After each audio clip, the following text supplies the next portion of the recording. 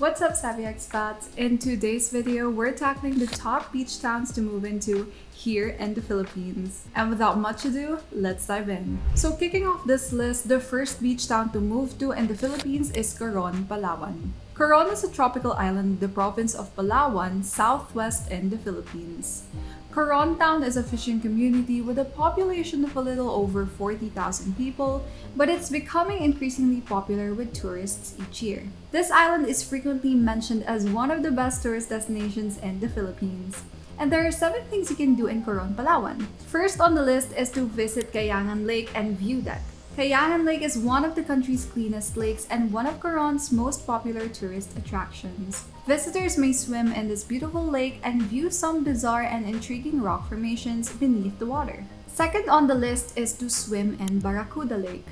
You can take an island hopping cruise to visit secret lakes, lagoons, and swimming holes in Coron such as Barracuda Lake. Barracuda Lake is a beautiful lake encircled by limestone cliffs near the northern extremity of Coron Island. Pack an underwater camera since tourists may snorkel above the skeleton wreck, a sunken fishing boat, and swim among the beautiful aquatic life. The third is to chill on Culion's beautiful beaches. You may ride on a cruise to some of Culion's most popular tourist destinations such as Malcapuya Island and Ditaytayan Island. On the way there, you may enjoy panoramic views of coastal cliffs from the boat. Next, Crowning Glory Reef, a marine protected area situated off the coast of Culion, is an excellent snorkeling location. The fourth one on the list is to attend the Coron Kalawit Safari. Attending the Kalawit Game Refuge and Wildlife Sanctuary is one of the unusual things to do in Coron for people who prefer land-based attractions over the underwater realm. This day's journey to the Coron Savannah will give you a glimpse of the island's wild side. The Wildlife Reserve is located on a tiny island near the tip of Busuanga Island, about 70 kilometers from Coron Town. The fifth one on this list is to go wreck diving. Coron's main attraction for scuba divers is its world-class wreck diving spots. Several remarkable wrecks from a Japanese supply fleet bombed in September 1944 may be seen in the canals between Busuanga and Culion. Some locations are on shallow seas, so snorkelers can see them. You can also visit the prominent diving spots in Coron such as Pass Island, the Lusong Gunboat, and the Lusong Coral Gardens. So before we get into the sixth on the list, I just want you guys to know that even for a local Filipino, the words Ditaytayan, Malcapuya, Culion, Palawan, and even Kayangan are all difficult words to pronounce. Even I don't get it in the first try. So if ever you're having a hard time pronouncing it, it's okay as long as you're trying to pronounce it. We Filipinos appreciate it a lot. And so now the sixth spot on the list is to hike up Mount Tapias. Mount Tapias at 210 meters is Coron's second highest peak and one of the island's most prominent geographical features. A 15 to 20 minute trek up concrete stairs to the view deck from the town center provides a fast perspective of the entire village and seashore. A half-day Coron town tour generally includes a hike up Mount Tapias. The ideal time to hike up is just before dusk. There's no admission cost to ascend 700 stairs to the top of Mount Tapias and enjoy the wonderful view of the town. And lastly is to take a dip at Makinit Hot Springs. Make time to explore and experience Makinit Hot Springs, which is located in a mangrove jungle along the sea. It is claimed to be one of the world's few natural saltwater springs. One of the primary swimming places has 3 pools, including a large pool that can hold at least 100 people and 2 smaller pools. The location also has wooden bridges and walkways where you may roam about and take in the scenery of a stretch of the forest. Due to the tropical weather, it's better to visit here in the late afternoon to evening when the weather and water temperature are more pleasant for a leisurely dip. And those are the 7 things you can do when visiting Coron, Palawan. As for the cost of living in Coron, it depends on how you manage your budget. There are affordable accommodations you can stay in if you want to save money, but if you want to experience a high-class quality of stay on the island, you may choose luxury accommodation. There are plenty of hotels, resorts that you can choose from, and the quality of the experience depends on the budget that you have. Okay, that's all for Coron Island. The second beach town we have on our list is Surigao. This tiny teardrop-shaped island off the northeastern coast of Mindanao is recognized as the Philippine surfing capital and one of the country's greatest tourist destinations. The island has been popular among famous artists in the Philippines. Cloud9, one of Siargao's surfing destinations, is the reason this laid-back island caught the attention of foreign tourists. Siargao may also be an excellent location for non-surfers looking for much-needed island escape. White sand beaches, scenic islands, blue-green seas ideal for snorkeling and diving, waterfalls and lagoons are all available.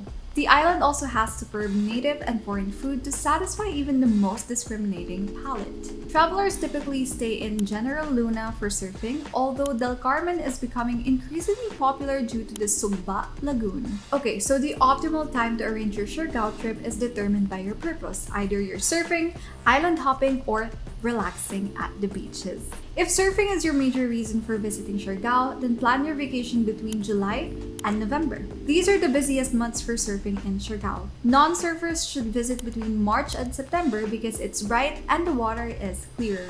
The most effective way to reach Siargao is by aircraft. You may travel straight to Siargao from the main departure ports in Luzon, Visayas, and Mindanao, the three main island groupings of the Philippines. Alternatively, you can fly to Surigao City and then take a ferry to Surigao Island. As soon as you get there are different accommodations you can choose from based on your budget. If you enjoy traveling in elegance and have the means to book premium lodgings, you will appreciate booking luxurious accommodation available on the island. Most luxury hotels provide high-end features not available in other hotels, and there you will be able to experience the VIP attention you need. But if you're looking for mid-range hotels, I'm pretty sure you will enjoy it as well because it has a pleasant environment for a reasonable price. And don't worry if you're hiking or traveling on a low budget. Siargao offers a variety of low-cost lodging alternatives. And there are 7 things you can do to enjoy your stay in Surigao Island. The first on the list is to surf at Cloud9.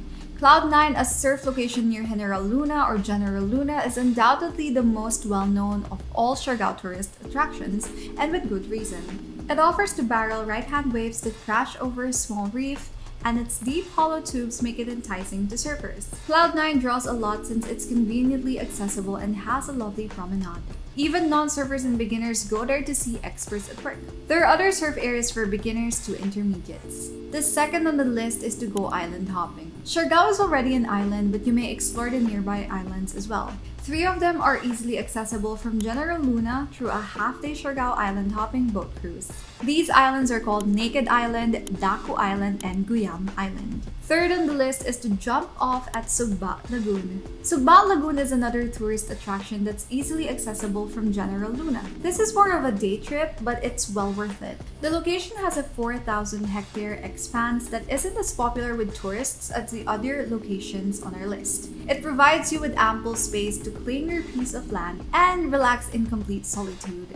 The fourth one is swim with stingless jellyfish in Sohoton Cove. It's a secret paradise with a slew of little islets where you may explore lagoons, limestone caverns, and breathtaking rock formations. It's also recognized for being home to hundreds of stingless jellyfish with which you may swim or interact if you follow the instructions of your tour guide. Fifth on the list is to dive into the Blue Cathedral. Water is the most abundant resource in Siargao, and it's as beautiful beneath the waves as it is above. While it's as famous as other diving sites like Palawan and Cebu, Siargao nevertheless has diving opportunities. Among the most popular diving sites are the Seco Reef Coral Formation at Naked Island and the Daku Coral Beach Staghorn Reef at 9 meters. And last on the list is to check out the Tayangban Cave Pools. The Tayangban Cave Pools are a destination for the daring. It's undoubtedly one of the more extreme Siargao tourist attractions, yet it's not as widely known among travelers. The cave pools, also known as the Cantoloy Twin Cenotes, can reach depths of more than 100 meters. The cave then opens out to the outside world and you find yourself traveling toward an open pool. There's a jump location at the opposite end, a 7-meter ledge that leads to 18-foot deep water. Cliff jumping will undoubtedly give some thrill after caving. The lifestyle in Siargao is no different from the lifestyle in other beach provinces. Down from its simplistic living and stress-free environment, Siargao is undoubtedly a great getaway. Also, the transportation is less hassle as the island is not much of a crowded place to live in. If you like to enjoy surfing, Surigao is the best place to visit as it's called the surfing capital of the country. Moving on to the next beach town to move to in the Philippines, we have the Misawa Island. Misawa Island is a small island municipality located in the southern part of Leyte in eastern Visayas. Padre Burgos in southern Leyte serves as the departure point for Misawa Island. Misawa Island became a tourist attraction for both locals and foreigners because of its beaches and lagoons. As soon as you arrive on the island, there are tourist attractions that you may visit. First off is the First Mass Shrine. If you're one of those people who are interested in the religious and historical importance of the island, then this one is for you. Inside the shrine, there are paintings and sculptures depicting what happened when Ferdinand Magellan and his crew first landed on Misawa Island. Secondly, the Magellan's Cross. The Magellan's Cross is located near the First Mass Shrine and on the hill, which was built by Magellan's troops when they first arrived on the island. To reach there, you need to climb 450 steps, but there are rest spots along the road where you may rest and enjoy the view at the same time. Third on the list is Dak Dak Beach. Dak Dak Beach is around 10 minutes from the docking point. It has a beach with cream sand, air-conditioned accommodations, open-air huts, and a small eatery. The fourth one is Misawa Island Lagoon. If you're a fan of lagoons, then this is the place for you. Misawa Island Lagoon is located 30 minutes from the town proper. The landowner will charge you 5 pesos for the fee since it's a private property. Lastly is the Misawa Island Lighthouse. As soon as you get to the top of the lighthouse, you will enjoy the beautiful scenery of the lagoons and beaches of the island. Aside from that, the cost of living is lower than in other cities and the environment is less stressful. As someone who enjoys the province life, Misawa Island may be a considerable place to visit. The fourth beach town on this list is Malapascua Island. Malapascua Island, off the coast of Cebu, is one of the many islands you can visit.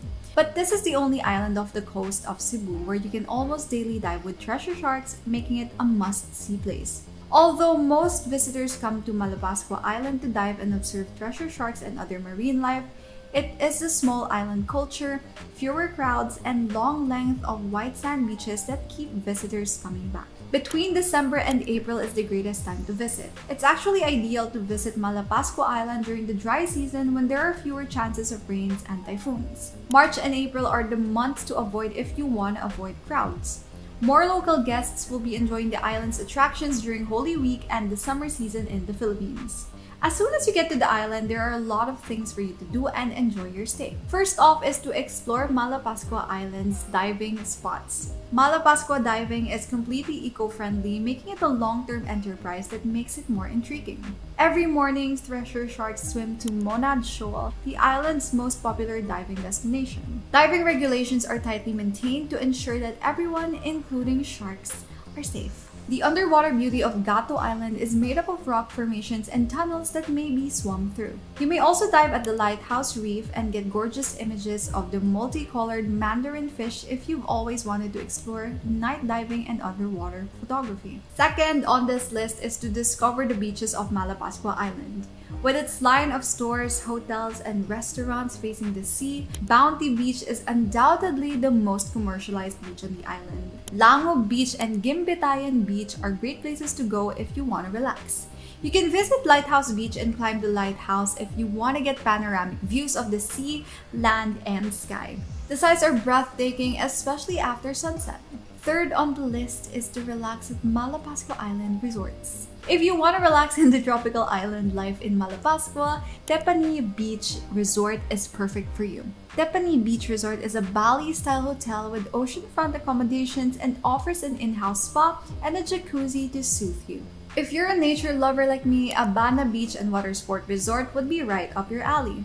It has hidden bungalows intentionally situated away from the beachfront's foot traffic. You may stay at the Evolution Dive and Beach Resort if you're concerned about your carbon imprint on the earth. If you want a more homey atmosphere, the Malapascua Garden Resort guest rooms are designed to seem like a series of townhouses with magnificent gardens on the site, hence the name. Compared to other popular tourist spots, Malapascua Island is not yet developed, which means the lifestyle there is not that expensive compared to those popular tourist spots in the country. This also means that the experience here is much more relaxed as the place can be less crowded. And now for the final and last beach town on our list, we have El Nido, Palawan. El Nido is a coastal town that consistently makes it onto the lists of the best island destinations in the world. This town that's home to over 50 white sand beaches is located in west central Philippines. Here you'll find breathtaking limestone cliffs, crystal clear blue waters, and the whitest sand you'll ever see. The quickest way to get to El Nido is to travel directly to Rio Airport from Manila.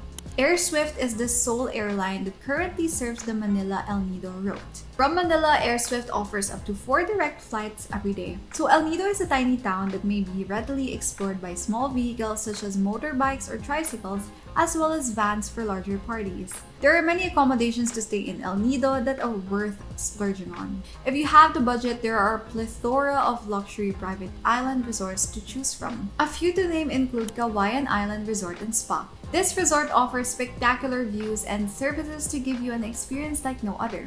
We're talking luxurious villas with stunning oceans and mountain views, an infinity pool facing the beach, a state-of-the-art fitness center, spas, restaurants, and so much more. But if you're on a tight budget, then staying on the coastline of El Nido's main island or in the town center is the way to go.